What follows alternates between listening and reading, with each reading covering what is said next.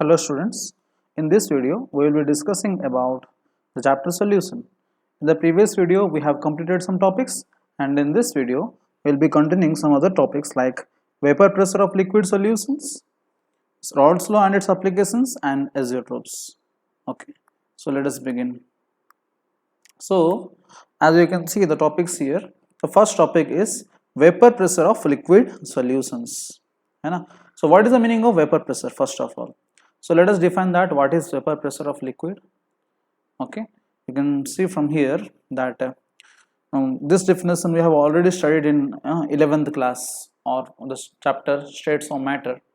Okay, still I will try to make you remember okay, what is vapor pressure, isn't it? So let us see from the name itself, as the name implies vapor pressure, that means what?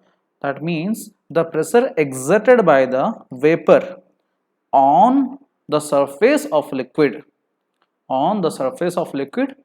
at equilibrium. As the name implies, it is vapor pressure, so you can define it as the pressure exerted by the vapor state on the liquid state at equilibrium. So as you can see the definition here, the pressure exerted by the vapors above the liquid surface in equilibrium, that's what we are mentioning, with a liquid at a given temperature is called vapor pressure of the liquid. Simply we can say that the pressure exerted by gas on the vapor on the liquid surface at equilibrium. So some of you might be new about first time you might be hearing about this word equilibrium. Equilibrium means what? See, whenever there is a chemical reaction, isn't it? Whenever there is a chemical reaction, generally what we have reactants which react with each other to give rise to products. So what happens sometimes that the reactants, when they react with each other, while they convert into products, sometimes the products also react with each other to come in a reversible direction. Sometimes the reactions are reversible, and when the reactions are reversible, that means what? We have a forward reaction, we have a backward reaction. Both the reactions, both the type of reactions are we having. So in this kind of reaction, and a reversible reaction, if the speed in which the forward reaction is taking place, or I can say this as rate of forward reaction. Rate means the speed in which a reaction takes place. So if the reaction is going towards with some speed, right, and the same speed of the products are coming also in the back, which can be called as RB. RB means rate of backward reaction. So at certain cases of equilibrium or reversible reactions, when RF is equal to RB, the rate of forward reaction is equal to rate of backward reaction. That kind of reaction is generally called as equilibrium. This point we have already discussed in the previous video, where that at a point when there is formation of solution, we know that when a solute and solvent mix with each other to form a solution, and while the saturated solution is formed, what happens is the solute and solvent come in equilibrium with solution, isn't it? So I've discussed there also equilibrium. Equilibrium मतलब जितना speed में reaction आगे जा रहा है उतना speed में reaction पीछे भी आएगा, that is referred as over equilibrium, है ना. सो इक्विलिब्रियम के कंडीशन पे अगर जो प्रेशर अप्लाई हो रहा है वेपर का लिक्विड के सरफेस के ऊपर, that is actually referred as our vapor pressure. Okay, so you can see here in this diagram how this liquid molecules are converting into vapor, है ना. So this vapor molecules will be putting some pressure ना, डालते हैं ना. ये diagram में थोड़ा clear नहीं है. We can see the next diagram. You can see here, this we have liquid molecules and gas. This is a boundary, this is actually called as phase boundary. Why? Because we have, on the upper part we have vapor phase, isn't it? On the lower part we have a liquid phase. So we have two phases, vapor phase and liquid phase. So इन दोनों के बीच में जो इसका बोलते हैं phase transition मतलब जो आपका लिक्विड जो है गैस से कन्वर्ट हो रहा है. तो यहाँ पे कुछ वेपर बन गया है. एक्चुअली जो वेपर बनता है कहाँ, जनरली सरफेस के ऊपर से ही बनता है ना. सरफेस के ऊपर जो मॉलिक्यूल्स है उन लोग से बनता है. तो इन दोनों के बीच में क्या है, एक इक्विलिब्रियम आ जाता है. इक्विलिब्रियम मतलब क्या, जितना स्पीड में आपका लिक्विड मॉलिक्यूल्स गैस से कन्वर्ट होंगे उतना स्पीड में आपका गैस मॉलिक्यूल्स लिक्विड जैसे भी कन्वर्ट होते रहेंगे. सो इस केस में हम लोग क्या बोलते हैं, vapour pressure. Okay, so equilibrium between vapour and liquid is mentioned here. Okay, so दोनों के बीच में इक्विलिब्रियम होता है. क्लियर, ये आपका कॉन्सेप्ट ऑफ वेपर प्रेशर है. तो आगे चल के देखेंगे क्या बात है, कैसे अप्लाई करें बाकी सब सॉल्यूशंस में. ठीक है, yes. So vapour pressure in liquid solutions, है ना। तो हमारा पॉइंट ऑफ डिस्कशन आपको पता है पूरा के पूरा चैप्टर में हमारा फोकस लिक्विड सॉल्यूशंस के ऊपर है। जैसे कि हम जानते हैं कि टोटल 9 टाइप्स ऑफ सॉल्यूशन है, बट बाकी आइटम 8 टाइप ऑफ सॉल्यूशन में ज्यादा ध्यान नहीं, I mean 6 type of solution में ज्यादा ध्यान नहीं है, बट हमारा मेन फोकस है liquid solutions, means the solution in which the solvent is your liquid, है ना। तो उस केस में 2 प्रकार का वेपर प्रेशर देखने वाले हैं। फर्स्ट वेपर प्रेशर है ऑफ लिक्विड सॉल्यूशन, लिक्विड में लिक्विड, है ना। आपका सॉल्यूट भी लिक्विड है, आपका सॉल्वेंट भी लिक्विड है, तो इस केस। दूसरा केस में आपका सॉलिड आपका सॉल्यूट है, यहाँ पे आपका लिक्विड जो है सॉल्वेंट। आप कुछ भी हो जाए लेकिन आपका सॉल्वेंट क्या है, लिक्विड है, इसलिए इसका नाम क्या पड़ा है, लिक्विड सॉल्यूशंस। क्या पड़ा है, लिक्विड सॉल्यूशंस, है ना। Yes, let's go further. Next, vapour pressure of liquid solutions. हाँ, तो इस केस में हमें एक नया टाइप ऑफ लॉ को यूज करना पड़ेगा कॉल्ड एज रॉल्स लॉ। बहुत आसान है, टेंशन नहीं है। आप अगर हेनरीज लॉ समझ गए हैं, हेनरीज लॉ क्या था गाइस, कि आपका जो पार्शियल प्रेशर है of any gas was directly proportional to the mole fraction of that gas, है ना। तो हम लोग एग्जांपल में नाइट्रोजन का डिस्कस किए थे, आप किसी का भी गैस पे ले सकते हो, तो किसी का भी अगर मोल फ्रैक्शन ज्यादा होगा तो उसका प्रेशर भी ऑब्वियसली ज्यादा होगा। तो हमने इसको कहाँ पे पढ़ा था, हेनरीज लॉ में पढ़ा था, एंड वहां पे इसको हटाने के लिए हमने क्या यूज किया था, कांस्टेंट यूज किया था। कांस्टेंट क्या था, P is equal to KH into x, है ना।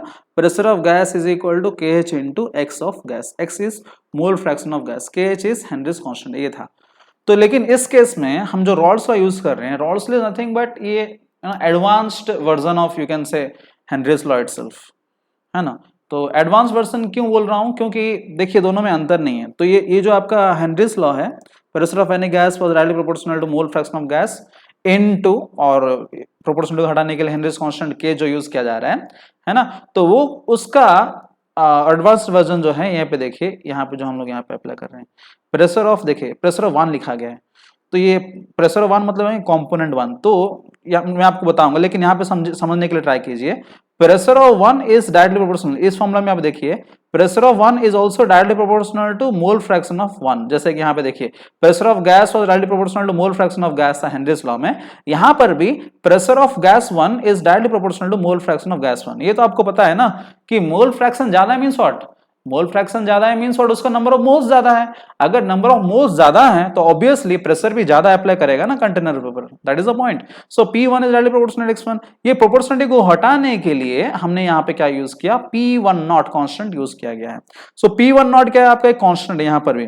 तो यहाँ पे जैसे KH कांस्टेंट था हेनरीज में, यहाँ पे P1 नॉट एक कांस्टेंट हो गया, समझ गए।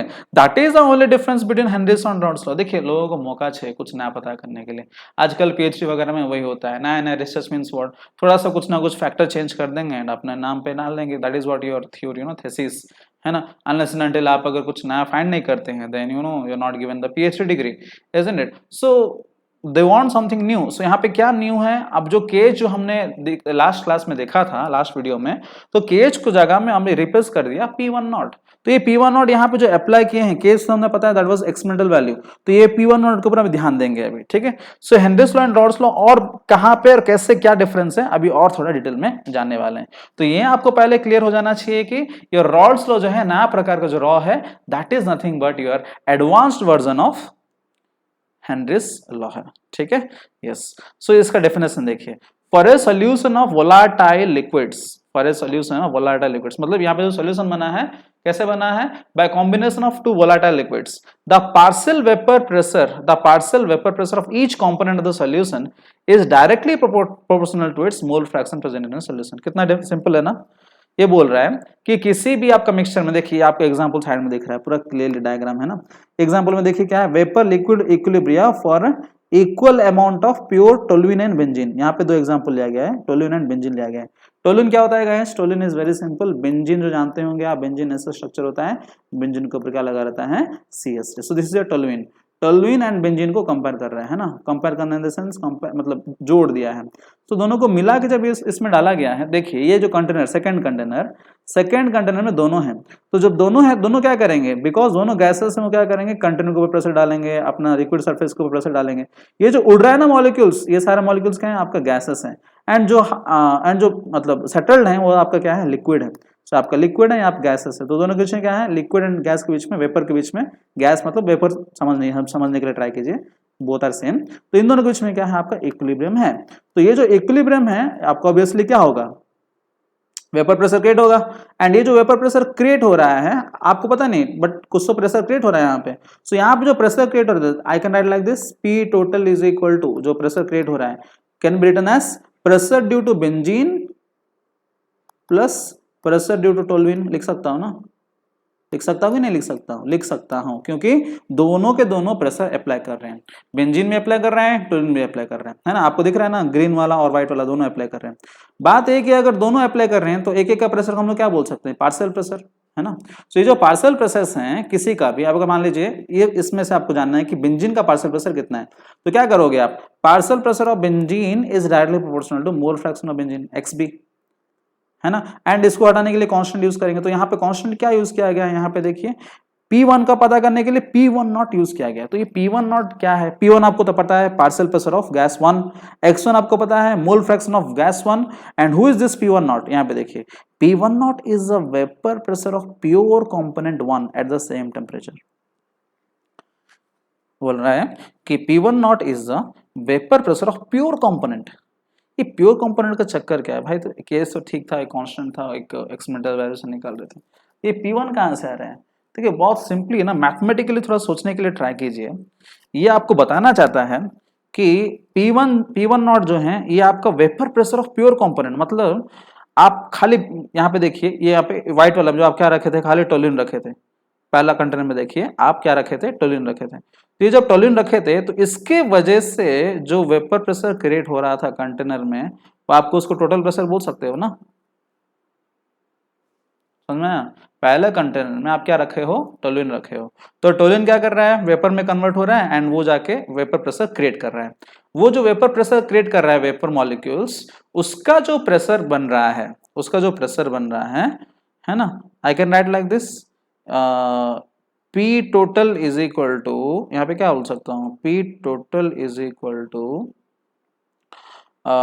Pressure of toluene, I can write like this, लिख सकता हूँ ना, मतलब टोल्यूइन का सारे के सारे प्रेशर है। एंड इस केस में अगर ये वाला चीज आप यहाँ पे अप्लाई करोगे फॉर्मूला में, P1 मतलब मान लीजिए टोल्यूइन है, P1 ये आपका टोल्यूइन को फर्स्ट सब्सटेंस समझिए, फर्स्ट गैस समझिए, P1 is equal to X1, मतलब X1 क्या आपका फ्रैक्शन है, मोल फ्रैक्शन, तो यहाँ पे फ्रैक्शन कितना होगा, इसका फ्रैक्शन कोई होगा, देखिए फ्रैक्शन नहीं होगा, ये पूरा के पूरा टोल्यूइन ही है। पहला केस में X1 इज इक्वल टू कितना होगा, पहला केस में X1 is equal to,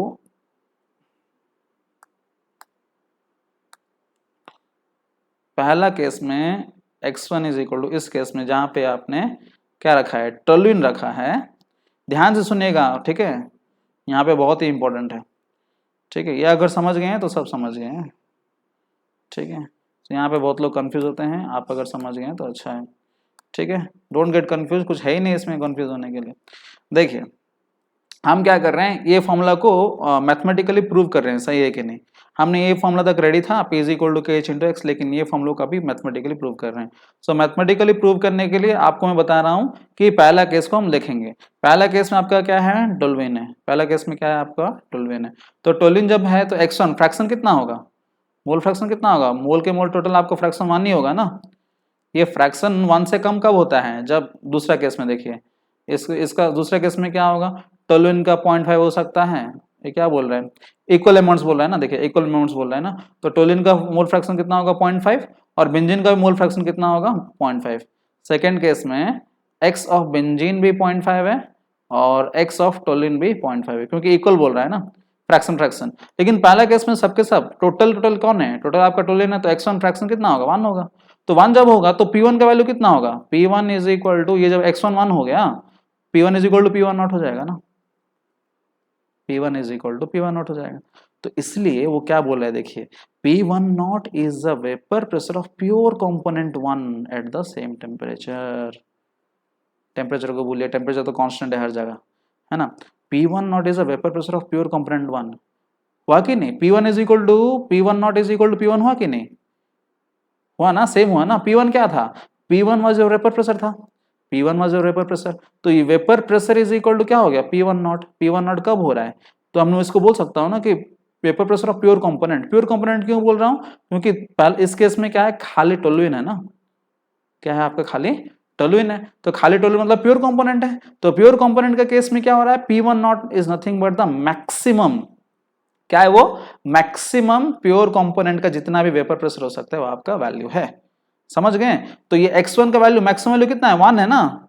fraction I mean जो आप मोल फ्रैक्शन देखते हो, आपको पता है हम लोग लास्ट क्लास में डिस्कस किए थे मोल फ्रैक्शन, वो आप किसी भी एक सॉल्यूशन ले लीजिए, उसमें आप 1000 कंपोनेंट्स ले लीजिए, 1000 कंपोनेंट्स होते नहीं है, मान लीजिए आपने क्वाटरनरी सॉल्यूशन लिया, क्वाटरनरी सॉल्यूशन मतलब 3 सॉल्यूटेंट सॉल्वेंट है ना, तो उस केस में आप जितना भी कंपोनेंट्स आपको मिल रहा है, सारे के सारे कंपोनेंट्स का मोल फ्रैक्शन को जोड़ेंगे तो कितना आएगा, यूनिटी। कितना आएगा, यूनिटी। कंपोनेंट्स है ना, फ्रैक्शंस है ना। अभी आपको कोई पूछा what is the fraction of boys and fraction of girls, तो fraction of boys and fraction of girls in the class will always be equal to combination और sum of them will always equal to 1 ना, 1 से ही fraction निकलता है ना, that's what. So maximum value ये 1 कब होगा, जब आपने x1 का वैल्यू 1 कब होगा, जब टोटल आप प्योर कंपोनेंट ले रहे हो। जब 1 ले रहे हो तो obviously P1 is equal to P1 not 1 हो जाएगा ना, है ना। आप P1 की जगह में आप P बेंजीन लीजिए या टोलुइन लीजिए, कोई भी लीजिए। वैसे तीसरा केस में देखिए, तीसरा केस में क्या लिया गया है, बेंजीन लिया गया है, सेम एग्जांपल है ना। तो यहाँ पे अगर 1 को आप टोलुइन समझोगे तो 2 क्या समझना है, बेंजीन समझना है, समझ। तो यहाँ पे देखिए क्या हो रहा है सॉरी, यहाँ पे देखिए क्या हो रहा है, P2 is equal to P2 not into x2। तो अगेन आप वही चीज है, अगर पूरा के पूरा बेंजीन ले लिए तो x2 का वैल्यू कितना हो जाएगा, 1 हो जाएगा। तो P2 का वैल्यू कितना हो जाएगा, P2 नॉट। P2 क्या था, वेपर प्रेशर किसका था, वेपर प्रेशर ऑफ 2 था ना। तो वेपर प्रेशर ऑफ 2 पूरा के पूरा P2 नॉट मैक्सिमम वैल्यू कब पहुंचेगा, जब आपका टोटल के टोटल बेंजीन का टोटल के टोटल मॉलिक्यूल्स किसके होंगे, बेंजीन का होगा, जब x2 इक्वल टू 1 होगा। तो इसका मतलब मैं आपको ये बताना चाहता हूं कि यहाँ पे भी कांस्टेंट यूज कर सकते हैं, P1 not and P2 not. ये कांस्टेंट्स का वैल्यू क्या है, जब वो अकेला गैस है, वो जब अकेला गैस है, वो अकेला गैस की वजह से जो प्रेशर क्रिएट हो रहा है कंटेनर में, उसका वैल्यू है। इसलिए हम लोग क्या बोल रहे हैं, प्योर कंपोनेंट, क्योंकि अकेला है। समझ गए आप, मैथमेटिकली समझ गए, ठीक है। तो x1 की जगह में आप अगर 1 डाल दिए, या x2 की जगह में आप 1 डाल दिए, x1 एंड x2 की जगह 1 कब डालेंगे, जब वो अकेला रहेगा। जब अकेला रहेगा डाल देंगे, तब क्या हो जाएगा आपका, P1 is equal to P1 not, P2 is equal to P2 not. तो P1 नॉट का वैल्यू क्या हो गया, वेपर प्रेशर के बराबर हो गया ना। इसलिए मैं क्या बोल रहा हूं, P1 not is a vapour pressure of pure component 1, pure component 1 बोल रहा हूं। यहाँ पे वैसे P2 नॉट क्या है, vapour pressure of pure component 2। समझ गए, है ना। तो ये थियोरेटिकल, या ऐसे मतलब थियोरेटिकल एंड मैथमेटिकल आप इसको याद रख सकते हो, है ना। थियोरेटिकल याद रख सकते हो, मैथमेटिकल आप समझ सकते हो, ठीक है। बट अल्टीमेटली यहाँ पे कांस्टेंट चेंज हो गया। कांस्टेंट क्यों चेंज हो गया, मैं आपको डिस्क्राइब कर चुका हूँ, ठीक है। आगे चलते हैं, तो इसका ग्राफ देखते हैं। ग्राफ देखिए थोड़ा अजीब दिख रहा है ना, तो डोंट वरी, बहुत सिंपल है। तो आपको है ना यहाँ पे, हाँ यहाँ पे देखिए एक कैलकुलेशन देख लेते हैं। टोटल प्रेशर आपको पता है, P total is equal to partial pressures का एडिशन है, P1 प्लस P2। एंड ऊपर अलग एग्जाम्पल अगर लेंगे तो P1 की जगह में बेंजीन ले रहे हो तो ठीक है, आप कैसे भी ले सकते हो, कुछ फिक्स नहीं है कि ये बेंजीन होगा टोलुइन होगा। ये जो एग्जाम्पल के हिसाब से हमने बेंजीन एंड टोलुइन लिया था, इसलिए इस हिसाब से टोलुइन और बेंजीन लिया था ना, इसलिए मैं यहाँ बेंजीन एंड टोलुइन लिख दिया। जो भी है, P1 की जगह में क्या लिख सकता हूँ, x1 into P1 not, and P2 की जगह में क्या लिख सकता हूँ, x2 इंटू P2 नॉट लिख सकता हूँ ना, according to which law, according to Raoult's law, according to Raoult's law, ठीक है। सो यहाँ पे देखिए x1 की जगह में क्या लिख सकता हूँ, और 1 माइनस x2 लिख सकता हूँ ना। ये क्या करना चाहता है ना, पूरा के पूरा x2 का टर्म्स में रखना चाहता है। आप ऐसे भी क्या कर सकते हो, पूरा के पूरा x1 का टर्म्स में भी रख सकते हो, आपका मर्जी। You see which one has to be eliminated, x1 को एलिमिनेट करना है कि x2 को एलिमिनेट करना है। तो इसने इसमें क्या क्या है, x1 को एलिमिनेट कर दिया है। How to eliminate x1, x1 is mole fraction of gas 1, आपको पता है mole fraction of all the components is always equal to 1। तो यहाँ पे x1 plus x2 equal to का वैल्यू कितना होता था, 1 था, होगा कि नहीं। Mole fraction of 1 and mole fraction of 2 is equal to 1 होगा ही होगा। आपको अभी बताया कि जितना भी कंपोनेंट्स होंगे सबको ऐड करोगे तो फ्रैक्शन का अल्टीमेट वैल्यू क्या आएगा, 1 ही आएगा। सो इसलिए x1 की जगह में क्या लिख दिया, 1 माइनस x2 लिख दिया, ठीक है। तो 1 माइनस x2 जब लिख दिया तो आपको ये वैल्यू मिल गया, ठीक है। तो ये ना, ये चीज हम लोग एक ग्राफ में रिप्रेजेंट करने के लिए ट्राई कर रहे हैं। देखिए देखिए ये ग्राफ को समझने के लिए ट्राई कीजिए। हाँ, तो ये कोने पे देखिए ये पॉइंट पे x1 इज इक्वल टू 1 लिया गया है, x2 इज इक्वल टू 0 लिया गया है। ये पॉइंट पे x1 is equal to 1 and x2 is equal to 0। Sorry, stool वगैरह साउंड कर रहा है। Yes, so we have x1 is equal to 1, we have x2 is equal to 0। so x1 जो है इसका अगर इक्वेशन के हिसाब से अगर देखा जाए तो p total, sorry not p total, हाँ p टोटल भी ले सकते हो। p total is equal to p1 plus p2 जो हमने अभी देखा था। p1 की जगह में क्या लिख सकते हैं, p1 not into x1। p2 की जगह क्या लिख सकते हैं, p2 नॉट इंटू x2। इस केस में देखिए ये पॉइंट में क्या है, x1 1 है, x2 0 है। जब धीरे धीरे जाते हो, है ना, इस केस में भी क्या हो गया, एंड पे क्या हो गया, x1 इक्वल 1 हो गया, x2 इक्वल 1, x1 इक्वल 0 हो गया, x2 इक्वल 1 होगा कि नहीं। देखिए यहाँ पे क्या कर रहा है, क्या करना चाहता है, तो यहाँ पे ये दोनों को ऐड कीजिए, कितना आएगा, x1 plus x2 is equal to 1 ही आएगा ना। और ये दोनों को यहाँ पर भी ऐड कीजिए, कितना आएगा, x1 plus x2 is equal to 1 ही आएगा ना। तो दोनों का वैल्यू मिक्सर का ऑब्वियसली मोल फ्रैक्शंस का वैल्यू क्या होगा, 1 ही आएगा ना। तो यहाँ पर भी 1 है, यहाँ पर भी 1 है। बट धीरे धीरे क्या हो रहा है इस केस में, आपका x1 का वैल्यू 1 से 0 हो जा रहा है, मतलब x1 का वैल्यू कम होते जा रहा है, x2 का वैल्यू 0 से 1 बढ़ते जा रहा है, x2 का वैल्यू बढ़ते जा रहा है एंड x1 का वैल्यू घटते जा रहा है। x1 का वैल्यू घटते जा रहा है, x2 का वैल्यू बढ़ते जा रहा है, यही हो रहा है ना। यस, ध्यान से देखिए, जब x1 इक्वल 1 है, जब आपका x1 इक्वल टू 1 है, x2 कितना है गाइस, 0। तो ये अगर 0 हो गया तो इसको 0 कर दीजिए, तो p2 0 हो जाएगा ना। तो ये पॉइंट पे आपका p2 का ग्राफ देखिए, ये वाला जो लाइन है ना, ये आपको जो लाइन दिख रहा है, ये आपका P2 का ग्राफ है।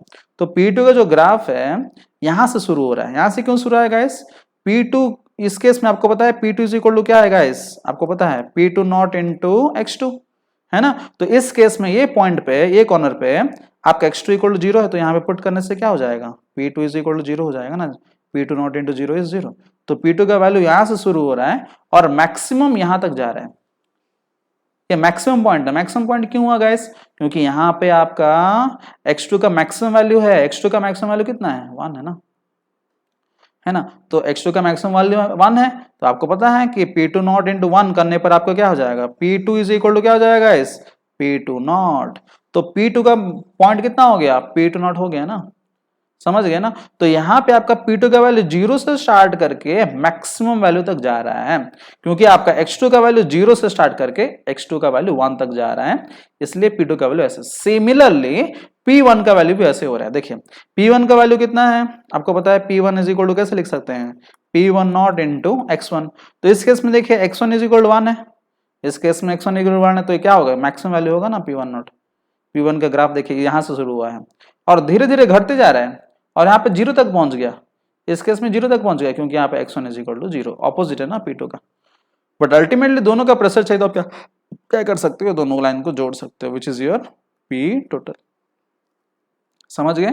तो मैथमेटिकल ग्राफ है, बेसिकली आप देख सकते हो from the you know this coordinates, you can use this coordinates to understand कि हो क्या रहा है ना। अल्टीमेटली मैं आपको बता रहा हूँ यहाँ पे क्या हो रहा है गाइस, यहाँ पे आपका x1 का वैल्यू कितना है, 1 है ना। x1 का वैल्यू 1 है, x2 का वैल्यू 0 है, इसलिए x1 इक्वल टू 1 मतलब इसलिए P1 का मैक्सिमम वैल्यू कितना, आपको बताया P1 का मैक्सिमम वैल्यू कितना होगा, P1 नॉट यहाँ पर है। हाँ, और एक बात, कुछ लोग क्वेश्चन पूछते हैं सर ये P1 नॉट का वैल्यू इधर ही होकर के आपको कैसे पता चला, और ऊपर भी जा सकता है। हाँ भाई जा सकता है, no issues with that. You can not say कि एग्जैक्टली मतलब ये दोनों लाइन पे रहेंगे, P1 और P1 नॉट और P नॉट तो लाइन पे रहेंगे, कि P1 नॉट ऊपर जाएगा कि P2 नॉट ऊपर जाएगा, वो किसके ऊपर डिपेंड करेगा कि कौन ऊपर रहेगा। P1 का, ये दोनों देखिए, एक ग्राफ में लेवल किसका ज्यादा है, P2 नॉट का लेवल ज्यादा है, P1 नॉट का लेवल कम है, छोटा सा है ना।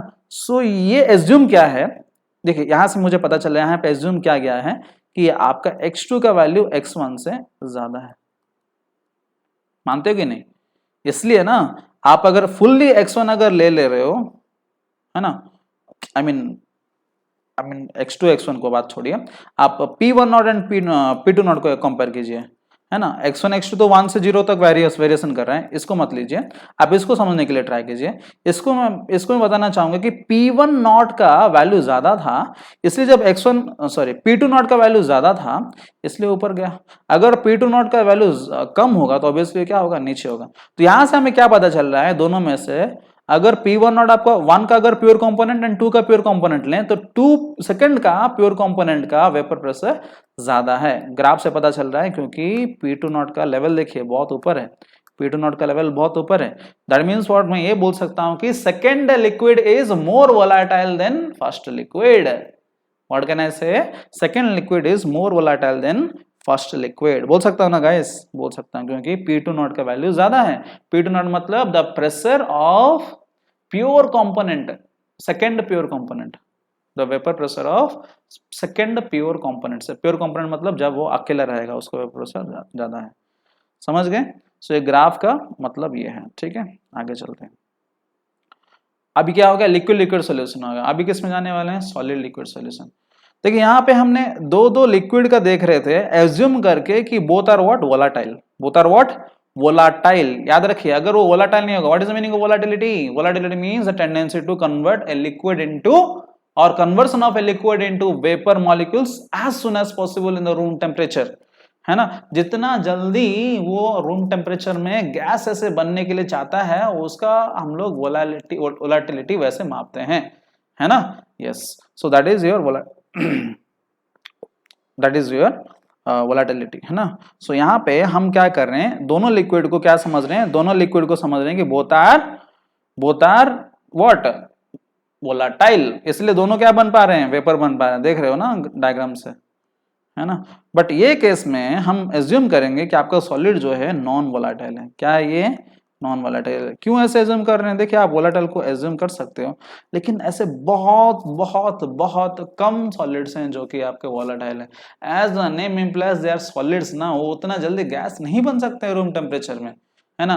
कुछ हैं, जैसे आप camphor, this naphthalene, not camphor, camphor को भी जानना पड़ता है ना आजकल। Still it has volatility. आप अगर वो कर्पूर का डब्बा को खोल कर रख देंगे ना, तो धीरे धीरे वो हवा में मिल जाएगा, ऐसे भी ना टाइम लगता है उसके लिए, लेकिन नाफ्थलीन का ना वोलेटिलिटी बहुत ज्यादा है। सो ऐसे आपका जो ये ओडोनिल वगैरह यूज करते हैं, रूम फ्रेशनर्स वगैरह यूज करते हैं, है ना। So they are also they also contain this kind of naphthalene only. वो एक एडवांस्ड प्रोडक्ट ऑफ नाफ्थलीन है ना, मिक्सचर है नाफ्थलीन प्लस एडनोसिन। ठीक है, तो थोड़ा बहुत मिला के उसमें अलग अलग कंपाउंड्स मिला के उसका ना और भी room freshener, I mean scent वगैरह यूज करके ऐड करके उसका अगर एफिशिएंसी बढ़ा देते हैं। But the point here is many of the solids are generally non volatile. तो इस केस में क्या होगा, देखिए जब वो प्योर सॉल्वेंट में था, सॉल्वेंट जब प्योर था, प्योर सॉल्वेंट था मींस सॉल्वेंट जब प्योर था, उसका अगर ऑब्वियसली सॉल्वेंट यहाँ पे क्या एज्यूम कर रहे हैं हम लोग, वोलेटाइल। वोलेटाइल मतलब क्या, आपका सरफेस का लिक्विड सब क्या हो जाएंगे, वेपर जैसे कन्वर्ट हो जाएंगे, है ना, रूम टेम्परेचर में। बट आप अगर नॉन वोलेटाइल सॉलिड को डाल दिया, देखिए आपने क्या कर दिया, नॉन वोलेटाइल सॉलिड को, ग्रे ग्रे वाला दिख रहा है, ग्रे वाले, है ना, ये तो ब्लैक एंड व्हाइट हो गया पिक्चर, है ना। तो ग्रे वे आपको दिख रहा है, व्हाइट जो आई मीन लेस डार्क जो दिख रहा है, वो आपका क्या है, नॉन वोलेटाइल सॉल्यूट है। क्या है वो, नॉन वोलेटाइल सॉल्यूट। तो नॉन वोलेटाइल सॉल्यूट सरफेस के ऊपर आ जाएगा, तो उसके चक्कर में कुछ सॉल्वेंट मॉलिक्यूल्स वेपर जैसे नहीं बन पाएंगे। यहाँ पे कुछ सॉल्वेंट मॉलिक्यूल्स वेपर जैसे नहीं बन पाएंगे, क्योंकि आके ब्लॉक कर दिया ना। कौन आके ब्लॉक कर दिया, नॉन वोलेटाइल सॉल्यूट आके ब्लॉक कर दिया, इसलिए। ठीक है, तो इस केस में आप कैसे मापोगे प्रेशर, अगेन मोल फ्रैक्शन से मापोगे ना। आप अगर मापना चाहते हो कि प्रेशर ऑफ गैस कितना है, वैसे क्या लिखेंगे, pressure of gas is equal to, या सॉल्वेंट यहाँ पे जो है ना, इज इक्वल टू क्या, पहले क्या लिखेंगे, directly proportional to mole fraction of gas, directly proportional to mole fraction of gas. यहाँ पे आपको जो ग्राफ दिख रहा है ना, यहाँ पे देखिए सॉल्वेंट का ग्राफ ले रहा है ना, सॉल्वेंट का क्यों ले रहा है, सॉलिड का होगा ही नहीं ना, सॉलिड क्या है, नॉन वोलेटाइल है। तो जो भी ले रहा है वेपर प्रेशर जो क्रिएट हो रहा है, यहाँ पे देखिए ग्राफ किसका क्रिएट हो रहा है, सॉल्वेंट का क्रिएट हो रहा है। तो जी क्यों लिखे, ऐसे लिख लेते हैं, एस का फिर आप कंफ्यूज हो जाएंगे, है ना। क्या लिखेंगे यहाँ पे फिर, सॉल्वेंट लिख लीजिए direct. Pressure of solvent is directly proportional to mole fraction of solvent, है ना। Pressure of solvent is directly proportional to mole fraction of solvent, pressure of solvent is directly proportional to mole fraction of solvent, है ना, ये आपको पता है।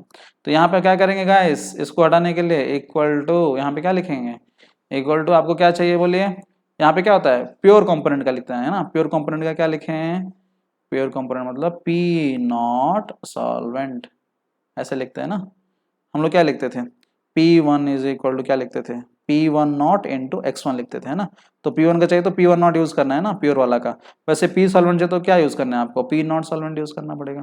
तो इस केस में देखिए, इस केस में आपका मोल फ्रैक्शन ऑफ सॉल्वेंट क्या है, 0 है। धीरे धीरे धीरे 1 तक पहुंच रहा है, 0 से 1 तक पहुंच रहा है। मैक्सिमम 1 ही हो सकता है ना, ऊपर नहीं जा सकता, आपको बताया फ्रैक्शंस, है ना। तो मैक्सिमम जब जा रहा है तो ये जो आपका लेवल है ये आपका क्या है, this is nothing but I can write this as, क्या लिख सकता हूँ, अगर मोल फ्रैक्शन ऑफ सॉल्वेंट अगर 1 हो जाएगा, देखिए मैथमेटिकली समझने के लिए ट्राई कीजिए गाइस, हाँ। तो मोल फ्रैक्शन ऑफ सॉल्वेंट अगर मैं 1 डाल दूंगा, x1 की जगह में अगर मैं 1 डाल दूंगा तो P1 का वैल्यू कितना हो जाएगा, P1 नहीं हो जाएगा, हो जाएगा ना, अभी तो डिस्कस किए थे ना। वैसे ये जो पॉइंट, इसको मैं क्या लिख सकता हूँ, P0 सॉल्वेंट लिख सकता हूँ ना, I can right, I can right और नॉट, आई कैन राइट, क्योंकि मैक्सिमम वैल्यू है, 0 से शुरू हुआ और यहाँ तक जा रहा है, समझ गए। वहाँ पे 2 कंपोनेंट थे, यहाँ पे एक ही कंपोनेंट है, इसलिए एक ही ग्राफ है, ऐसा है। तो दूसरा कंपोनेंट अगर ऐसा होता तो क्या होता, इधर से एक ग्राफ हो जाता है ना, और दोनों को ऐड करने के लिए ऐसे करते थे ना। तो यहाँ पे एक ही ग्राफ है, समझ रहे हैं, क्योंकि यहाँ पे एक ही कंपोनेंट है। दूसरा वाला क्या समझ रहे हैं हम लोग, नॉन वोलेटाइल समझ के रखे हैं, समझ गए, होप यू अंडरस्टूड। ठीक है, और यहाँ का मैथमेटिकल इक्वेशन क्या है गाइस, ऐसे आप लिख सकते हो, P1 करके लिख सकते हो, आप जो लिखना चाहते हो लिख सकते हो, लेकिन बेटर होगा क्या लिखना, P solvent is directly proportional to mole fraction of solvent. इसको प्रोपोर्शनलिटी को हटाने के लिए P solvent is equal to P0 solvent into mole fraction of solvent, according to which law, Raoult's law, according to which law, Raoult's law। ठीक है, आगे चलते हैं। Next, ideal solution and non ideal solution. So what is the meaning of ideal solution, non ideal. देखिए जैसे ideal student होता है ना, many of you are ideal students right, नहीं शायद। so you think yourself whether you are ideal student or not, and first of all you need to analyze yourself ki how, are we ideal or not. So generally, some teachers call ideal according to, how they feel about the behavior of a student. Generally it says that if the student or any person is able to follow the rules, and regulations properly, he is able to satisfy many, then they are generally referred as an ideal student. So similarly, ideal solution means what? This solution has to follow Raoult's law. If any of the solution is able to follow Raoult's law, over the entire range of concentrations. Entire range of concentration means what? Like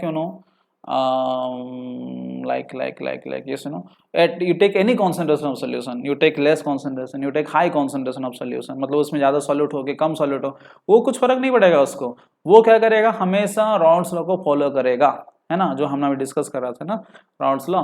तो हमेशा जो Raoult's law को follow करता है at any condition, जैसे कभी कभी student, जैसे कभी कभी है ना, हमारा मूड अगर अच्छा होता है तो हम फॉलो करते हैं, नहीं तो फॉलो नहीं करते हैं, भाड़ में जा ना। समटाइम्स इस kind of attitude we show when we don't like the things.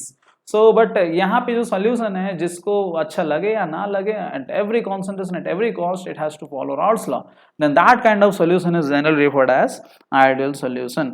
And a solution which cannot follow or does not obey Raoult's law over the entire range of concentration, ये condition है ना। ऐसा नहीं कि थोड़ा concentration में दिखा दिया तो चलो भाई आइडियल सॉल्यूशन बोल देंगे, नहीं बाबा, ऐसा नहीं है। हमेशा हमेशा क्या करना है, दिखाना चाहिए, okay, at every concentration. Second case, delta mix is H is equal to 0। H को आपको याद है, H वगैरह कुछ पढ़े हो? H means what, enthalpy. H means enthalpy, thermodynamics में है ये थोड़ा, है ना। So thermodynamics, enthalpy means what, heat content of a system at constant pressure, है ना। जब भी हम लोग थर्मोडायनेमिक्स डिस्कस करते हैं, थर्मोडायनेमिक्स के हिसाब से क्या होता है, जो जगह को हम लोग कंसिडर करते हैं, थर्मोडायनेमिक्स मीन्स व्हाट, थोड़ा देखो हिंट दे रहा हूँ हर जगह, बिकॉज आप पढ़ के भूल गए होंगे, आपको अच्छा, आपको याद आया तो बहुत अच्छा है, रिवीजन हो जाएगा। आप अगर भूल गए होंगे तो आपको याद दिला दे रहा हूँ। एंथैल्पी क्या होता है? Enthalpy is heat content of a system at constant pressure. What is a system? System is a place in the whole universe which is selected to study about thermodynamics. Thermodynamics means what, movement of heat. अगर आप दुनिया में, आप जो room में आप बैठे हो, वो रूम का अगर सिस्टम बनाना चाहते हो, सिस्टम क्यों बना, सिस्टम मींस व्हाट, आप अगर स्टडी करना चाहते हो कि रूम के अंदर कितना हीट बाहर जा रहा है, कितना हीट अंदर आ रहा है, so that system is actually referred as, that place is actually referred as system. And वो सिस्टम पे जितना हीट कंटेंट है कांस्टेंट प्रेशर का कंडीशन पे, that is actually referred as enthalpy. And shortly, I mean denoted by capital H। So delta H mix is equal to 0। इसका मतलब क्या है, जब आप सॉल्यूशन बना रहे हो, सॉल्यूशन कैसे बनाते हो, सॉल्यूट एंड सॉल्यूट सॉल्वेंट मिला के, तो सॉल्यूट का जितना हीट कंटेंट है सॉल्वेंट में जितना हीट कंटेंट है, मिलाने के बाद भी अगर उसका हीट कंटेंट चेंज नहीं हो रहा है, डेल्टा मींस व्हाट, चेंज ना, डेल्टा मिक्स मतलब क्या, मिक्स करने के बाद जो चेंज आ रहा है वो 0 है। इसका मतलब वो दोनों मिलने के बाद सॉल्यूट एंड सॉल्वेंट वो हीट एक्सचेंज नहीं कर रहे हैं सराउंडिंग के साथ, सराउंडिंग के साथ हीट एक्सचेंज नहीं कर रहे हैं। Why they are not doing, because they are satisfied, they are, the bonds are very cool in the sense like they are fitting with each other, they are not, they don't want to break or they don't want to like do something extra, don't want to break। अगर break करना चाहेंगे तो heat चाहिए उनको, अगर bond बनाना चाहते हैं तो हीट रिलीज करेंगे। बॉन्ड बनने के टाइम में स्टेबिलिटी बढ़ता है ना, तो एनर्जी रिलीज होता है। सो बॉन्ड बनने के टाइम एनर्जी रिलीज होता है, बॉन्ड टूटने के टाइम में एनर्जी एक्सेप्ट होता है। सो इस केस में क्या हो रहा है, आइडियल सॉल्यूशन में आपका कुछ भी चेंज नहीं है। मतलब मैं आपको सिंपलेस्ट वे में आपको बताना चाहूंगा। तो देखिए, आप जो भी क्लास में हो, मान लीजिए आप जो भी स्कूल में हो, 9th क्लास या 10th क्लास, 11th या 12th, है ना, generally you are studying in 12th class. So आपका मान लीजिए जैसे साइंस का सेक्शन होगा एंड आप you have commerce section. So suppose like in your section the interaction between students जो है that might not be the interaction of the students in the section of commerce, है ना, हो नहीं सकता है, हो गया तो बहुत अच्छा है। एंड अगर मान लीजिए आप दोनों को मिला गया है, मिलाने के बाद भी आपका अगर बिहेवियर चेंज नहीं हो रहा है, पहले जैसे आपका बिहेवियर था, इंटरेक्शंस थे, वैसे अगर इंटरेक्शन सेम ही रह जाएगा, तो उस प्रकार का सेक्शन को मैं आइडियल सेक्शन बोल सकता हूं, जहां पे मैं साइंस एंड कॉमर्स स्टूडेंट को मिलाने के बाद भी if there is no altercation, alteration in the sense कुछ नया बॉन्ड नहीं बनाना है, नया दोस्ती नहीं बनाना है कि जो दोस्त को ब्रेकअप करके नया कुछ नहीं ढूंढना है। So ideal kind of situation, समझ रहे हैं ना। जैसे कि आप अगर एनसीईआरटी के थ्रू से जाएंगे तो आपको इन टर्म्स ऑफ मॉलिक्यूल समझाया गया है। जैसे कि आपका सॉल्यूट का जो इंटरेक्शंस है, मान लीजिए जो इंटरेक्शंस हैं एंड सॉल्वेंट का जो इंटरेक्शंस हैं, वो दोनों मिलने के बाद जैसे पहले से इंटरेक्शंस वगैरह था, I mean solute and solvent का जो भी इंटरेक्शंस थे, मिलने के बाद वैसे ही है, then that kind of solution can be called as ideal solution, है ना। तो इस केस में क्या हो रहा है, आपका change in heat is 0, change in volume is 0, change in volume is also delta mix V is equal to 0। इसका मतलब क्या है, V1 का जितना वॉल्यूम था, V2 का जितना वॉल्यूम था, मिलाने के बाद भी उन दोनों का वॉल्यूम उतना ही है। V mix is equal to V1 plus V2। Change क्या है, 0 है, मतलब उतना ही है, समझ गए ना। यहाँ पे मेंशन करना चाहता है the intermolecular attractive forces between solid molecules and solvent molecules are nearly equal to those present between solid and solvent molecules, that is AA and BB interactions, nearly equal to those between A B। सो यहाँ पे solid and solvent को AB समझ के रखा है, इसलिए नाम में AB दिया है। समझ गए। मैं आपको एक एग्जांपल दिया साइंस एंड कॉमर्स का, समझने के लिए ट्राई कीजिए, बहुत इजी है, कुछ है ही नहीं इसमें। नियरली इक्वल बोल रहा है कभी, क्योंकि इक्वल होना मुश्किल है ना बहुत, है ना। तो इस केस में क्या है गाइस, नॉन आइडियल में रूल फॉलो तो नहीं करेगा। यहाँ पे ऑपोजिट है, यहाँ पे delta H mix equal to 0 है, नॉट इक्वल टू 0 है, delta V mix is also not equal to 0। Not equal to 0 मतलब क्या है, वो पॉजिटिव भी हो सकता है, नेगेटिव भी हो सकता है। क्या क्या हो सकता है, वो पॉजिटिव भी हो सकता है। Therefore non ideal solutions are of two types, one showing positive deviation, one showing negative deviation. दो प्रकार का है, एक है पॉजिटिव डिविजन दिखाने वाला और एक है नेगेटिव डिविजन दिखाने वाला। तो किसको पॉजिटिव डिविजन बोलेंगे गाइस, जो सॉल्यूशंस का delta H mix is greater then 0 and delta V mix is also greater than 0, उसको हम लोग क्या बोलेंगे, पॉजिटिव मानेंगे।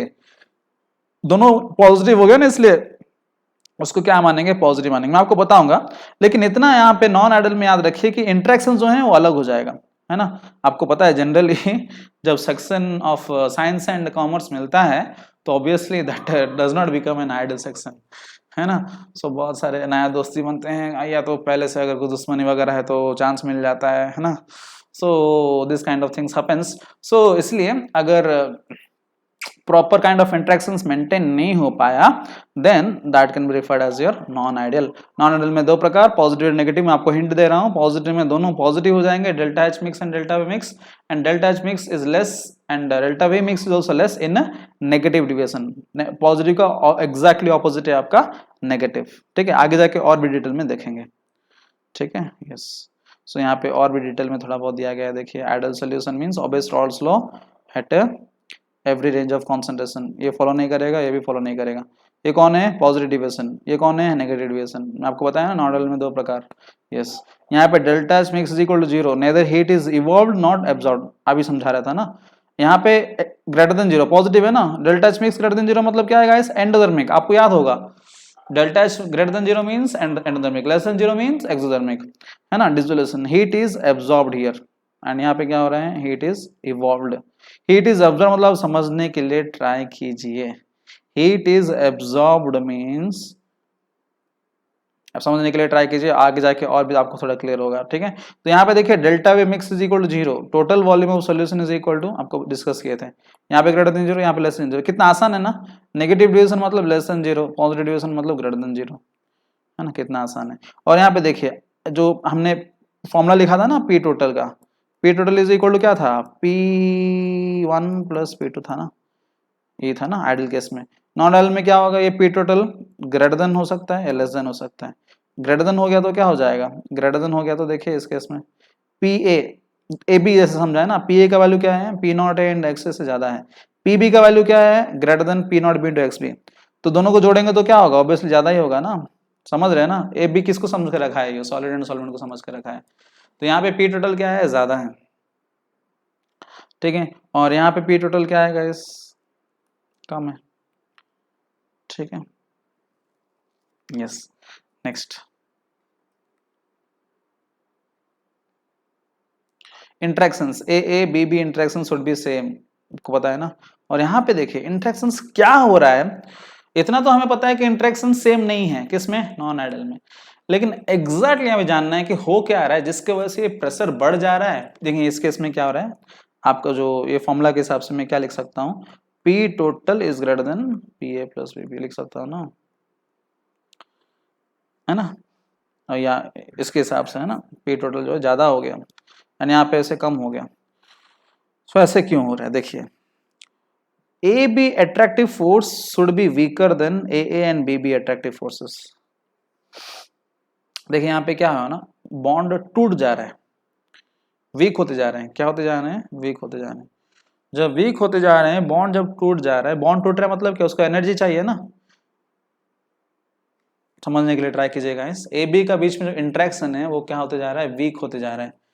जैसे मैं आपको बताया ना, आपका अगर स्कूल का साइंस एंड कॉमर्स अगर मिले एंड दोनों के बीच में अगर इंट्रैक्शंस वीक हो गया तो आप लोग क्या करेंगे? क्लासरूम में नहीं बैठेंगे ना, आप बोलेंगे डोर खोलिए सर, जल्दी बाहर जाना है, नहीं रुकना है इसमें।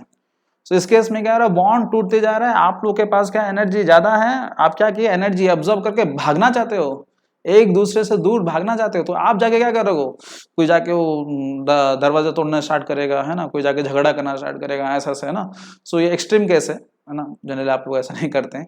सो अगर दरवाजा तोड़ना वगैरह स्टार्ट करोगे तो क्या हो रहा है? आप जाके मतलब compare with yourself with molecules, तो वो जो क्या कर रहे हैं, आपका दरवाजे के ऊपर, आई मीन कंटेनर के ऊपर, वॉल्स के ऊपर प्रेशर डाल रहे हैं। तो अब आपका क्या होगा? प्रेशर बढ़ जाएगा ना।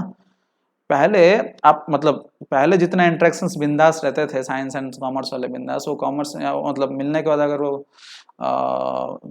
मतलब एटीट्यूड मेंटेन नहीं हो पाया, आपको झगड़ा वगैरह स्टार्ट हो गया, देन यू नो आपका प्रेशर बढ़ गया। तो इसलिए मैं क्या बोल रहा हूँ, पॉजिटिव डिविएशन। पॉजिटिव डिविएशन में delta V mix greater than zero क्यों हो गया? क्योंकि आप लोग क्या करेंगे, ये मॉलिक्यूल्स क्या करेंगे? एक दूसरे से जमेगा नहीं ना, तो नहीं जमेगा तो क्या करेंगे? वो लोग एक दूसरे से दूर चले जाएंगे, दूर जाते जाते वॉल्यूम भी बढ़ जाएगा। Generally it is the volume of the container generally, but obviously क्या हो रहा है यहाँ पे, because of separation between them, gap जो है थोड़ा बढ़ जाएगा। मतलब आप समझने के लिए ट्राई कीजिए, मॉलिक्यूल्स के बीच में जो है गैप वो थोड़ा ज्यादा हो जाएगा। एंड दूसरा केस में एग्जैक्टली ऑपोजिट रहेगा। दूसरा केस में क्या हो रहा है ना, ये लोग बेचारे बहुत दिनों से मिले नहीं होंगे, ये क्या है ना, दो साइंस सेक्शन है ना, बहुत दिन से मिले नहीं होंगे मान लीजिए, तो जब मिलेंगे तो क्या होगा? बहुत दिनों का दोस्ती रह गया था ना, जो जाके बातचीत करेंगे, इंटरेक्शंस बढ़ जाएगा। A B attractive forces should be greater than A and B B attractive forces, है ना। तो यहाँ पे जब मिलेंगे तो क्या होगा? अट्रैक्टिव फोर्सेस बढ़ जाएंगे, बढ़ने के चक्कर में सब लोग बैठ जाएंगे एक जगह और दोनों बातचीत करना स्टार्ट करेंगे सब लोग। आई मीन जो मिले हुए हैं तो बातचीत करना स्टार्ट कर रहे हैं, मीन्स व्हाट, सारे मॉलिक्यूल्स बैठ जाएंगे मीन्स व्हाट, आपका कंटेनर के ऊपर प्रेशर नहीं गिरेगा, है ना, क्योंकि ये लोग सारे के सारे जुड़ गए एक दूसरे से, है ना, समझने के लिए ट्राई कीजिए। आप एक कंटेनर में रखे हो एंड एक कंटेनर में आपका जो मॉलिक्यूल्स रखे हो, है ना, एक दूसरे से जुड़ गए हैं और कंटेनर के ऊपर नहीं जा रहे अटैक करने के लिए। कब जाते हैं? जाते कब इन दोनों को झगड़ा होता है ना, तो इन दोनों के बीच में इंटरेक्शन क्या हो गया, बढ़ गया, जिसकी वजह से वो नहीं जा रहे हैं, इसलिए कंटेनर के ऊपर क्या प्रेशर क्या हो जाएगा आपका, कम हो जाएगा। कंटेनर के ऊपर प्रेशर कम हो जाएगा, इसलिए आपका पी टोटल इस केस में क्या होगा गाइस, लेस देन होगा। ठीक है, इसलिए नेगेटिव डिविएशन। ठीक है, लास्ट पॉइंट आप देख लीजिए, बहुत आसान है। ठीक है, बता दे रहा हूँ, 5 तो बता चुका हूँ। A and B escape easily showing higher vapour pressure than the expected value. आपको पता है ना, एस्केप करने के लिए ज्यादा टेंडेंसी है, क्योंकि जम नहीं रहा है ना दोनों के बीच में, क्यों रखोगे भाई, जाना है हमें, है ना। तो यहाँ पे aspect tendency of components is Lloyd, जाना नहीं चाहते हैं, दोस्त मिल गया ना, पुराना दोस्त। ठीक है, वैसे next ideal versus non ideal solution. तो आपको पता है, देखिए आपका आइडल का था, अभी देखे थे ना ग्राफ, ऐसे ऐसे था, ये आपका टोटल है, ये उल्टा था ग्राफ, है ना, उल्टा इन द सेंस ये लेवल कम था और ये लेवल ऐसे था हमारा ग्राफ, देखे थे ना जस्ट, है ना। समझने के लिए ट्राई कीजिएगा, इस थोड़ा कमजी हो जा रहा है ना।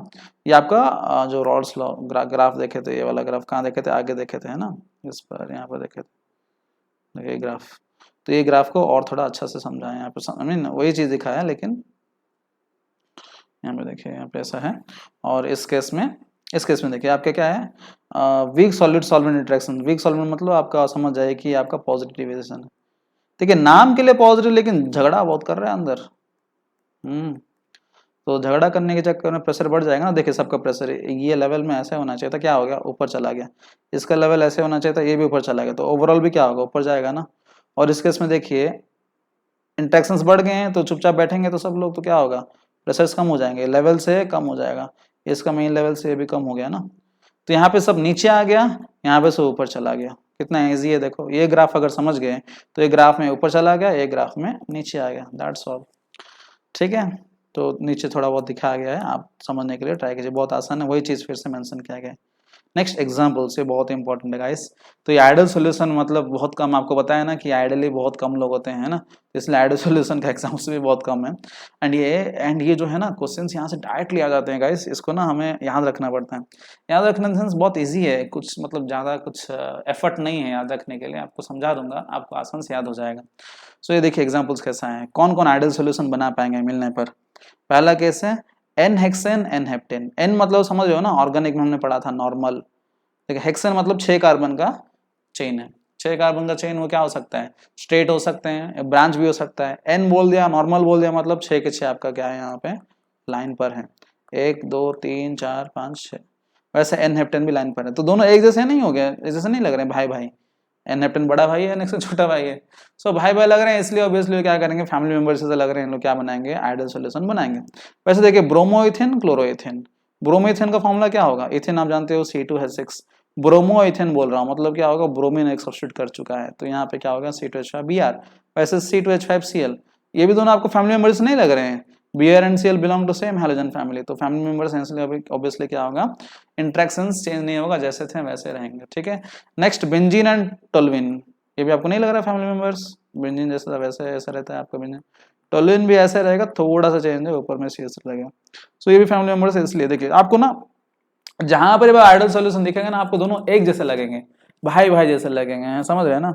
सो इसलिए आपका जैसे आप साउथ इंडिया में जाएंगे ना, आपको पता ही नहीं चलेगा कौन आंध्र से है, कौन तमिलनाडु से, कौन केरला से, सब भाई भाई लगते हैं, है ना।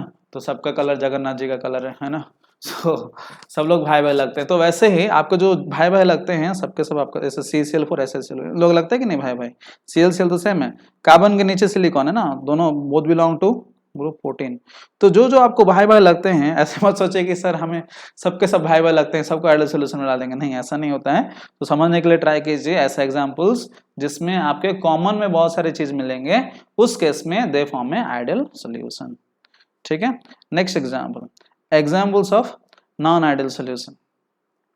ठीक है, सो नॉन आइडल आपको पता है पॉजिटिव डिविएशन वाला है, नेगेटिव डिविएशन वाला है। तो ये पॉजिटिव डिविएशन में होता है क्या, आपको पता है कि दोनों के बीच में पॉजिटिव, नाम के लिए पॉजिटिव, लेकिन अंदर में झगड़ा हो रहा है। झगड़ा मींस व्हाट, इंटरेक्शंस वीक है। इंटरेक्शंस वीक मतलब क्या है, वो लोग जाके मॉलिक्यूल्स फ्री हैं, इंटरेक्शंस नहीं कर रहे हैं, फ्री हैं, जाके कंटेनर के ऊपर प्रेशर डाल रहे हैं, कंटेनर के ऊपर प्रेशर डालने की वजह से आपका टोटल प्रेशर क्या हो रहा है, बढ़ रहा है। ये हो रहा है ना, नेगेटिव डेविएशन में ऑपोजिट हो रहा है ना। तो इस केस में आपको कुछ एग्जांपल्स याद रखना है। देखिए सो ये इंटरेक्शंस क्यों वीक होते जा रहा है, और थोड़ा डिस्क्राइब करना चाहता हूँ, but again I will do that. Yes, तो पॉजिटिव डेविएशन जैसे आपको बोला है इथेनॉल प्लस एसीटोन, ठीक है, तो इथेनॉल प्लस एसीटोन, तो यहाँ पे हो क्या रहा है, देखिए ये इंटरेक्शंस वीक क्यों हो रहा है। इथेनॉल प्लस वाटर है, इथेनॉल प्लस एसीटोन। इथेनॉल पता है ना, जो आजकल दुकान वगैरह में मिलता है ना अल्कोहल, वही है, ठीक है।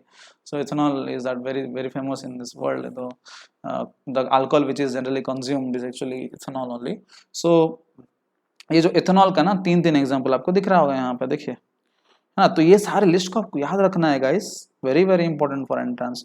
ये पूरा की पूरा लिस्ट आपका एनसीईआरटी में नहीं है, I have added so many things here, एक दो एग्जांपल है एनसीईआरटी में, but I have added this because is very important, note it down in a note, don't miss this, ठीक है। डायरेक्ट क्वेश्चंस है, तो आपको ये बता दूंगा कि इसको याद कैसे रखना है, ठीक है, डोंट वरी, सबके लिए सॉल्यूशन है हमारे पास, okay. So you can do very nicely once you know understand the things. तो ethanol plus acetone, ethanol plus acetone में हो क्या रहा है, देखिए इथेनॉल आपका फॉर्मूला पता है, इथेनॉल मींस C2H5OH है ना, दो कार्बन का अल्कोहल, तो CH3CH2OH आपका इथेनॉल है। एसीटोन कैसे होता है, CH3COCH3, एसीटोन ऑर्गेनिक केमिस्ट्री आप लोग पढ़े होंगे। तो यहाँ पे इथेनॉल जो पहले से था अल्कोहल है ना, तो अल्कोहल में OH जो है ना, वैसे दूसरा मॉलिक्यूल, जैसे एक मॉलिक्यूल तो नहीं होंगे, बहुत सारे मॉलिक्यूल्स होंगे, एवोगाड्रो मॉलिक्यूल्स होंगे नंबर ऑफ मोल्स के हिसाब से। तो इन दोनों के बीच में क्या होता है ना, हाइड्रोजन बॉन्डिंग होता है। किस किस के बीच में, हाइड्रोजन और ऑक्सीजन के बीच में यहाँ पे हाइड्रोजन बॉन्डिंग। हाइड्रोजन बॉन्डिंग क्या होता है, the bond present between more electronegative elements. तो यहाँ पे ना पहले से ना इंटरमॉलिक्यूलर हाइड्रोजन बॉन्डिंग है, किस किस के बीच में, अल्कोहल्स के बीच में। आपने जब एसीटोन को डाल दिया, आपने जब एसीटोन, ये सॉल्यूट था, सॉल्यूशन बनाने के लिए इसको डाल दिया, मान लो सॉल्वेंट को डाल दिया है ना, अब कैसे भी समझ सकते हो, उल्टा भी समझ सकते हो, एक को सॉलिड और एक को सॉल्वेंट, लेकिन दोनों का मिक्सचर तो बन रहा है सॉल्यूशन। तो इसको जब डाल दिया, तो इसका जो एसीटोन का स्ट्रक्चर में देखेंगे CH3C double bond O CH3 ऐसे होता है ना। तो ये जो डबल बॉन्ड O है, इन दोनों के बीच में जो दोस्ती था, किन दोनों के बीच में, आपका H एंड O के बीच में जो दोस्ती था, ये O आके, देखिए ये CO डबल बॉन्ड है ना, तो O क्या है, ज्यादा इलेक्ट्रोनेगेटिव है, ये O आके क्या किसको करेगा, इसका हाइड्रोजन को डिस्ट्रैक्ट करेगा। जो इन दोनों के बीच में जो दोस्ती था, ये आके इसको अट्रैक्ट करेगा, तो बिगाड़ देगा दोस्ती को। दोस्ती को क्या कर रहा है, इंटरेक्शंस को बिगाड़ दे रहा है। तो दोनों के बीच जो दोस्ती था वो बिगड़ गया ना, बिगड़ गया तो क्या, लोग फ्री हो गए। ये लोग जो फ्री हो जाएंगे, तो ये मॉलिक्यूल जो फ्री हो जाएंगे, तो क्या करेगा, कंटेनर के ऊपर प्रेशर डालना शुरू करेगा। समझ गए एग्जाम्पल। तो ये यहाँ पे जो C डबल बॉन्ड O है, this is a culprit, is what breaking the bond between this hydrogen bond between H and O, जिसके कारण इन दोनों फ्री हो गए। ये दोनों जब फ्री होंगे तो कंटेनर के ऊपर प्रेशर डालना शुरू कर दिए। जब शुरू कर दिए तो ऑब्वियसली प्रेशर क्या होगा, बढ़ेगा, इसलिए पॉजिटिव डिविजन। समझ गए, this is the point. So ऐसे आपको याद रखना है guys, you need to remember, very important. तो इथेनॉल का देखिए, कोई भी दिखा आपका, इथेनॉल के साथ कोई भी आ गया, बेचारा उसको धोखा देने वाला ही है। कौन है वो, धोखा देने वाला ही है, इसलिए बेचारा सबके सब पॉजिटिव डिविजन दिखाने वाले हैं। सो इथेनॉल का जो भी दिखा, तो आंख बंद कर आप समझ जाइए कि that is showing positive division. Similarly हमारा क्या है, CCl4 है ना, तो CCl4 का भी ऐसे हालत है। एंड ये थोड़ा है आपको याद रखना है, बेंजीन प्लस एसीटोन, ठीक है, मतलब स्पेशल केस है, जो कि मतलब ये नॉर्मल ट्रेंड से याद नहीं होगा, थोड़ा अलग से याद रखना है। और इस केस में देखिए क्या हो रहा है, chloroform chloroform chloroform chloroform chloroform, 4 chloroform. मतलब आप समझ सकते हैं कि क्लोरोफॉर्म जहां पर भी आया, उसके साथ में कोई भी हो, एक्सेप्ट, देखिए ये पॉइंट पे फंस जाएंगे आप, दिस इज एक्सेप्शन। क्लोरोफॉर्म के साथ कौन है, CCl4। मैं आपको ऑलरेडी बता चुका हूँ, CCl4 के साथ कोई भी आया तो ऑब्वियसली क्या होगा, वो पॉजिटिव आएगा। तो क्लोरोफॉर्म भी आएगा तो पॉजिटिव ही होगा, ठीक है। बट ये क्लोरोफॉर्म एंड CCl4 को छोड़ के क्लोरोफॉर्म के साथ और कोई भी आया, वो सबके सब किस में जाएंगे, नेगेटिव पे जाएंगे। एंड यहाँ पे देखिए वाटर के साथ जो भी जुड़ा, water plus HCl, water plus, है ना। तो आप इसको और एक तरीका से समझ सकते हो, आपका एसिड के साथ किसी को भी जोड़ोगे, तो एक एसिड है, HCl is hydrochloric, HNO3 is nitric, acidic acid, acidic acid, acid के साथ कोई बार भी है, आपका केस में आएगा, नेगेटिव में आएगा। हो गया, देखो कितना आसान से याद हो गया।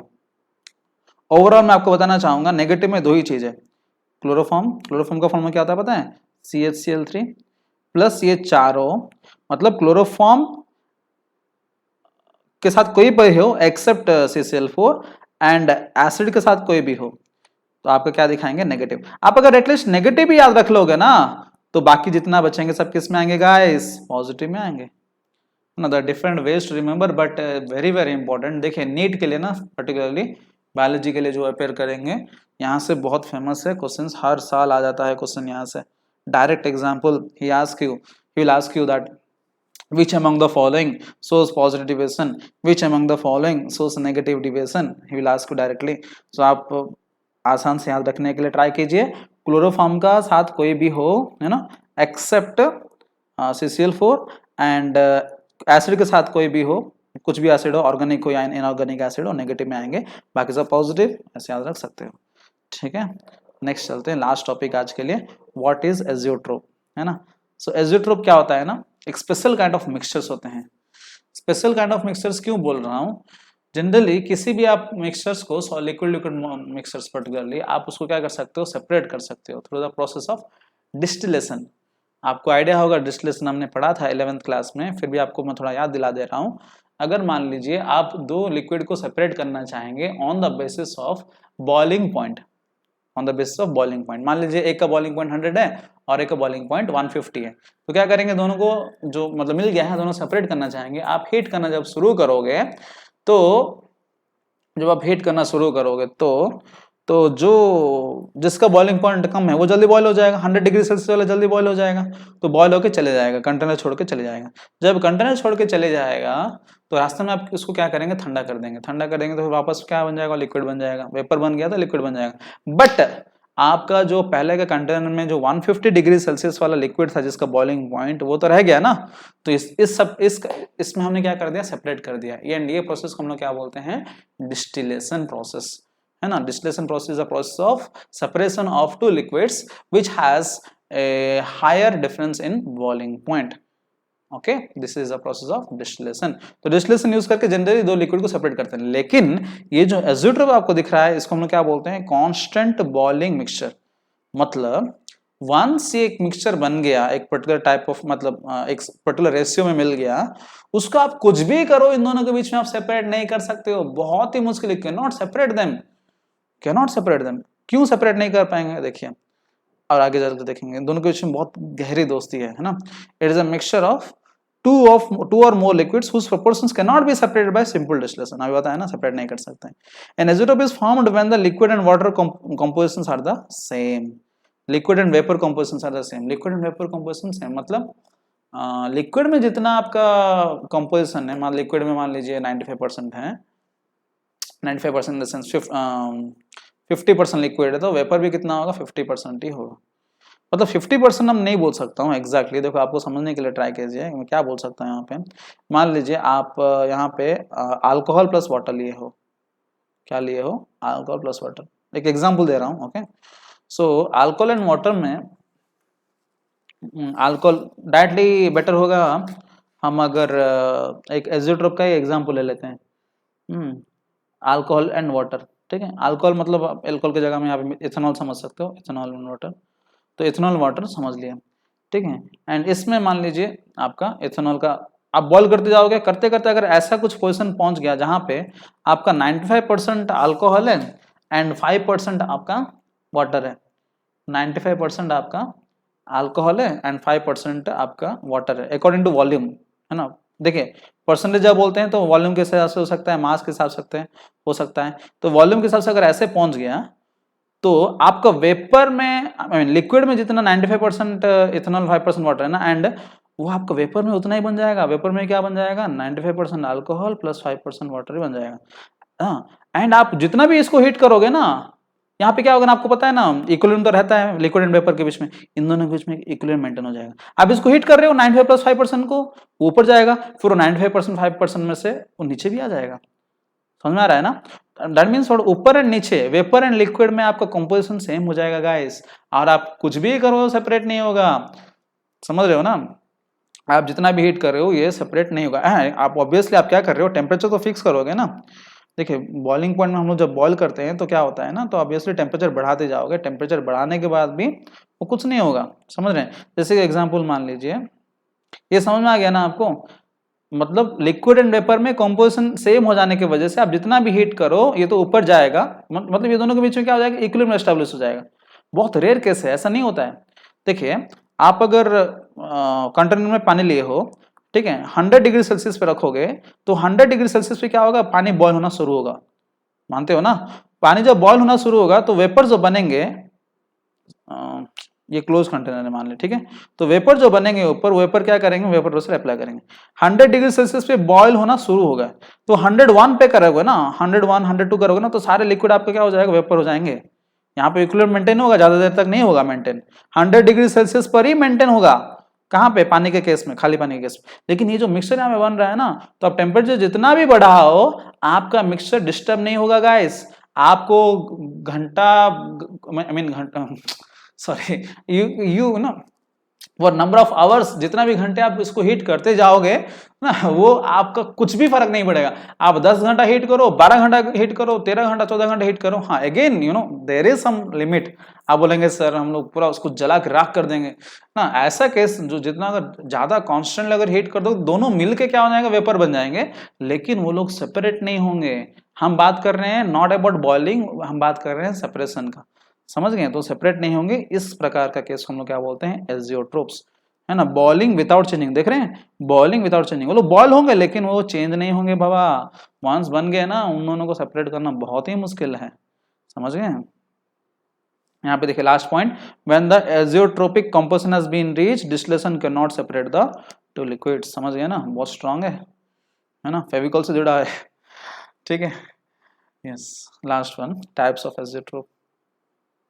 सो टाइप्स ऑफ एजियोट्रोप जैसे देखे थे, एजियोट्रोप मिनिमम होता है, एक मैक्सिमम होता है। तो मिनिमम नाम क्यों पड़ा है, the boiling point of the azeotrope is lower than the boiling points of its constituents, है ना। कॉन्स्टिट्यूएंट्स जो जिसमें आप ऐड किए हो ना, यहाँ पे देखिए इथेनॉल बॉल सेट 78 है, वाटर बॉल सेट 100, आप एग्जांपल देख रहे थे इथेनॉल पानी का, but the azeotrope ball set 78.2 degree Celsius which is lower than either of its constituents, है ना। तो minimum boiling azeotrope is shown by home, पता है, पॉजिटिव डिविजन वाला, याद रखिए, ये पॉइंट एनसीईआरटी में मेंशन्ड है।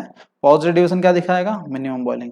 मैक्सिमम बॉइलिंग कौन दिखाएगा, नेगेटिव डिवीजन वाला दिखाएगा, ठीक है, ये ट्रेंड है। सो आप समझने के लिए ट्राई कीजिए बॉइलिंग पॉइंट से, ठीक है। एंड मैक्सिमम बॉइलिंग एजियोट्रोप क्यों बोला जा रहा है, क्योंकि इनका जो बॉइलिंग पॉइंट है उनका कॉन्स्टिट्यूएंट से ज्यादा है, ठीक है, 110, 100 से 84 से भी ज्यादा है, 110, समझ गए। This is about azeotropes, okay. So go through the video very seriously, very very important points आज हमने डिस्कस किया है, एंड इसका रिलेटेड न्यूमेरिकल्स हम आपको नेक्स्ट वीडियो में करेंगे, okay. You have any doubts you can ask me, but please complete the homework, okay, and be sincere. Thank you very much for your sincere hearing, bye.